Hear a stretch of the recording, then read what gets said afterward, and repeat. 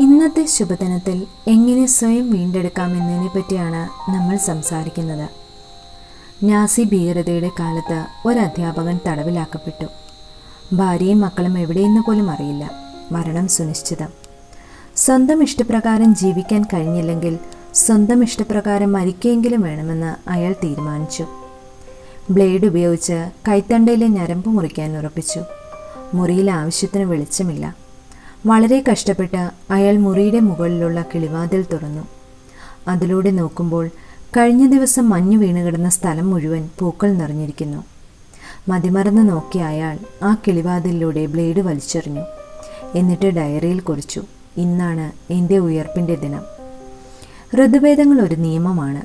ഒന്നിനും സ്ഥായിയായ ഭാവമില്ല എന്ന് തെളിവ് സഹിതം പഠിപ്പിക്കുന്ന അലിഖിത നിയമം. എല്ലാം മാറിയേ മതിയാകൂ, സന്തോഷമായാലും സങ്കടമായാലും. എല്ലാ ദുരനുഭവങ്ങളും പെട്ടെന്ന് അവസാനിച്ച ചില അധ്യായങ്ങൾ മാത്രമായിരുന്നു. പുനരാഖ്യാനത്തിന് പോലും സാധ്യതയില്ലാതെ പലതും വിട പറഞ്ഞിട്ടുമുണ്ടാകും. മാത്രമല്ല, തിരിച്ചുവരവിൻ്റെ പുതുനാമ്പുകൾ പലയിടത്തും മുളപൊട്ടി തുടങ്ങിയിട്ടുമുണ്ടാകും.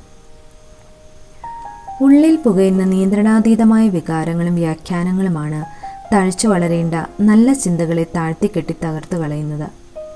ഒറ്റയ്ക്കിരുന്ന് വ്യാഖ്യാനിച്ച് വഷളാക്കിയില്ലായിരുന്നുവെങ്കിൽ ഒരു സംഭവത്തിൻ്റെ പേരിലും ആരും ഒരിക്കലും ജീവിതം അവസാനിപ്പിക്കില്ലായിരുന്നു. വീഴാതിരിക്കുന്നതല്ല, വീണ്ടെടുക്കുന്നതാണ് വിജയം. കൊഴിഞ്ഞു പോകുന്ന ഇലകൾ നാശത്തിൻ്റെ സൂചനയല്ല, മടങ്ങിവരവിൻ്റെ മുന്നൊരുക്കമാണ്.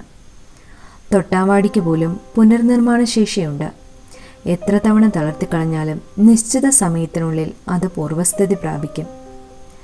കീഴടങ്ങാൻ തയ്യാറാകാത്തവൻ്റെ മുന്നിൽ ഏതെങ്കിലും കിളിവാതിൽ തുറക്കപ്പെടും. അപ്രതീക്ഷിതമായി അപകടങ്ങൾ മാത്രമല്ല, അത്ഭുതങ്ങളും സംഭവിക്കാം. അത് കാണണമെങ്കിൽ അകത്തുനിന്ന് പൂട്ടിയ വാതിൽ സ്വയം തുറക്കാൻ തയ്യാറാകണം. നന്ദി. ശുഭദിനം.